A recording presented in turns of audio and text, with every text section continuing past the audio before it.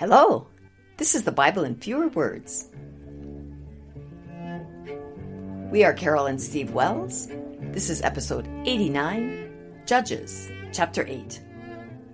If you enjoy this podcast, consider supporting us at patreon.com/BFW. Hi, Steve. Hi, Carol. You doing okay today? Mm-hmm. Great. So am I.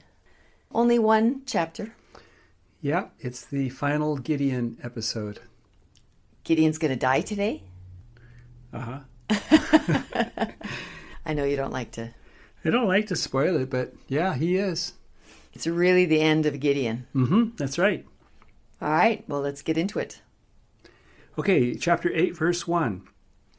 The men of Ephraim said to Gideon, "Why didn't you ask us to help fight the Midianites?" I remember the last line of the previous episode, and it was, the men of Ephraim go and catch those two guys, cut off their heads, and bring them back to Gideon. Yeah. So they were part of the fight. Yeah. You know, he gathered everybody together, and he got the, 32,000 people that he started with, and then they eventually whittled it down to 300. Tongue-lapping dogs. That's right. The guys that lapped water like a dog. Uh-huh. And so maybe the Ephraimites weren't invited to come and present themselves. They weren't called in the draft, I guess.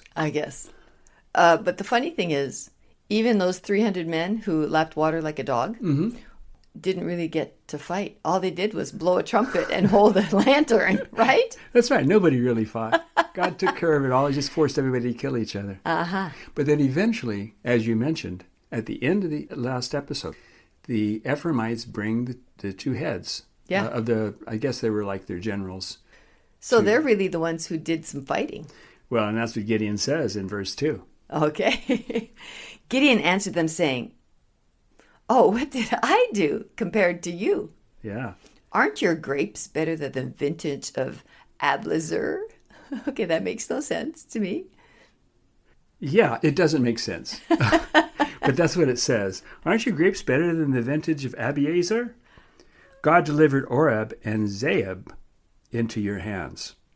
That makes sense. Yes. I don't know what the grapes thing is about. Okay.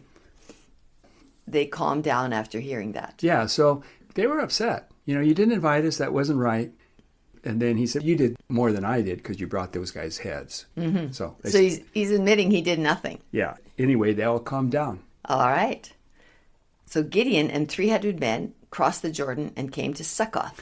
Yeah, so I guess they crossed the Jordan to the east side of the Jordan River. And the 300 men, I guess, are still the 300 men that had the lanterns and the trumpets. Yes, not one of them died. That's what I'm thinking, yeah. Gideon said to the men of Succoth, "Give us some bread, for we are weak after chasing the kings of Midian, Zebah and Zalmunna." They said to him, "Have you captured Zebah and Zalmunna? Is that why we should give you bread?" Gideon said, "When God delivers them into my hand, I will tear your flesh with thorns and briars." That sounds like a painful way to die. Yeah. So I'm a little confused. Who are the kings of Midian, Zebah and Zalmunna? Well, they're the kings. Thanks. And those are the tribes, the names of the tribes. Yeah. Midian. The Midianites, and there was another one. What was the other? There was the Midianites and the... Going to have to look that one up. I can't remember the name of it. But anyway, there were two groups, and those are the two kings of those groups. Okay, but didn't they just kill all the Midianites? I guess they didn't get their king. Yeah. Okay. They didn't exactly, but God kind of did. Oh, yeah. Yeah. Yeah, they didn't really. Mm-hmm. So, Succoth. Yeah, it's a place. Uh-huh. And so they're hungry and they just want some food. Yeah, they just want some bread. So they're coming, "We're hungry, feed us." Uh-huh. And the people said, "Well, should we give you food? You didn't catch those kings." Those guys. Yeah. Oh. And said, "Oh, well, when I do, I'll come back. I'll remember that." And you'll regret saying that. Yeah. Okay. Then Gideon went to Penuel and asked them for food. So Penuel's a place? Yeah. When they refused to give him any, he said, when I come again in peace, I will break down this tower.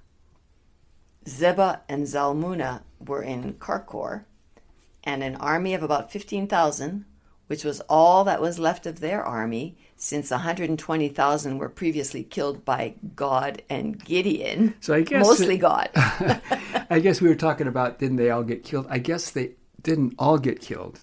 There were 120,000 of them that were killed, but there were 15,000 survivors along with their kings. Oh, okay. So in verse 11 it says, Gideon captured Zebah and Zalmunna and killed their army. Then he returned to Succoth, Yeah. and said, Here are Zebah and Zalmunna, whom you criticized me for not capturing, saying, Did you capture Zebah and Zalmunna? If not, we won't give you bread. And he took the 77 elders of the city and tortured them with thorns and briars. Yeah, that'll teach them. Okay, so it's just torturing them, not killing them. I guess so. I don't know. He had threatened to do that, and he came back and did it. Whether it was just torturing or killing, it's probably just torturing him. Mm-hmm. Just making a little example of him. Yeah, he didn't really get a taste of killing on the last war, so now he's kind of, I guess. I mean, he saw 120,000 guys die. Oh, you're right. Verse 17. Then Gideon went to Penuel and beat down its tower and killed the men in the city. Yeah, the other guys that wouldn't give him food. Yeah. You want to give these mob bosses food, I think. Yes, you do. Who knows what might happen if you don't.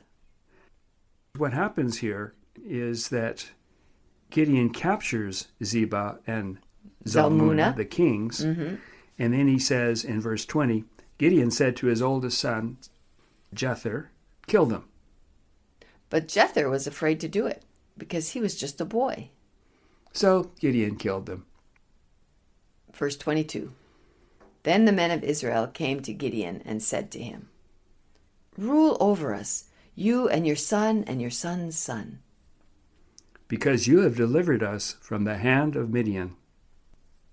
And Gideon said to them, I won't be your king, and neither will my son. God will be your king. I would like something from you, though. Give me the earrings of all the dead Midianites. That's weird. Yeah. So he just wants money. Yeah. Doesn't want the responsibility of being a money. king. He wants the gold. Okay. And they collected all the gold earrings from the dead Midianites and spread them on a garment. The weight of the gold earrings was 1,700 shekels. It would be worth more than $1 million today. Gideon made an ephod from the gold earrings, and all of Israel went a-whoring after it. Yeah, like they'll do. They go a-whoring after. So I guess that means lusting, and I wish I had that. Yeah, it was like an idol, I think. Yeah. Kind of like a golden calf in an ephod shape. Yeah. It's really weird that it would be in an ephod shape. Because an ephod is kind of like an apron, right? Yes, and you have to wear it. Yeah. And how heavy would that be? It would be 43 pounds or something like that. It would be a heavy, heavy apron. Yeah. And all made out of solid gold, I guess. Anyway, that's what he did. Okay, verse 28. All was quiet for how many years? For 40 years. 40 years during the time of Gideon. Jerubbaal, which is another name for Gideon. And we're just learning it now, right before he dies? Yeah. Okay. After he dies, his sons, and they're going to be called the sons of Jerubbaal rather than Gideon. So that's why I'm including it here. Oh, thanks. In the next chapter. So Jerubbaal had 70 sons because he had many wives. Yeah, 70 sons. Is 77 is also a magic number? Yeah, I think 70 is pretty special. Yeah, okay. 7 and 70. Mm-hmm.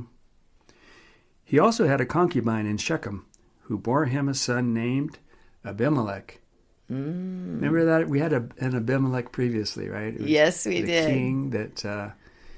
Abraham and Isaac both visited, and they did the "she's my sister" thing. That was hundreds Sarah. of years ago. This is a new Abimelech. Yeah, I hope so. Yeah, they live a long time, but not that long. So he has one son named Abimelech. Yeah, and then he has these other 70 sons. Yeah. But then he's got this one son, Abimelech, who is the son of a concubine in Shechem. So not really a wife, I guess. Oh, you're right. He had a bunch of wives. Then he also had a concubine, and Abimelech was her son. As soon as Gideon died, the Israelites went a-whoring after Balaam and made Baal-berith their god. Yeah. Uh-oh. Sounds like a step in a cycle. Yeah, we're definitely into the cycle again. And we're going to kind of end in the middle of it here in this chapter. Okay, so wait a second. People who say that Gideon is like a hero of the Bible, all we hear is, as soon as Gideon died. Like, that's it. Like, we get no story about Gideon's death. No, but that's... Is Gideon dead now and we're not going to talk about him anymore? Oh, no, he's dead. Yeah, Okay. We're not going to talk about him anymore. And you'll also notice that his sainthood is a little bit tarnished here by making this golden ephod that everybody went a-whoring after. Mm-hmm. Right? So what was that all about? It sounds like Gideon made kind of a sacred image, right? Yes. So he was kind of guilty for them going a-whoring after this silly thing. He's a little tarnished, I think. Yes, yeah. That's what I meant. Uh-huh. All right, so Balaam, have we heard of that God? Yes. Yeah. But I Well, don't think I've heard. that's plural. When you hear that I-am at the end, that's plural. more than one. So it's Baal. We've heard of Baal before. Yes, we have. And this is just More than one lots ball. of balls. Yeah. Lots of balls. Right. And made Baal-berith their god. I guess that must be one of those Baal gods. Uh-huh. Yeah. Well, learning stuff, some more stuff. Uh-huh. Really useful stuff. Yes, balls and all the balls and Baal-berith. Well, I think we're done today. Yes, we are. Okay. Well, I want to say again, it never ceases to amaze me what I learn when I'm with you and doing these episodes. Thank you for all your effort in putting all this together. Oh, you're welcome. And I just hop in the last minute and just, learn with you.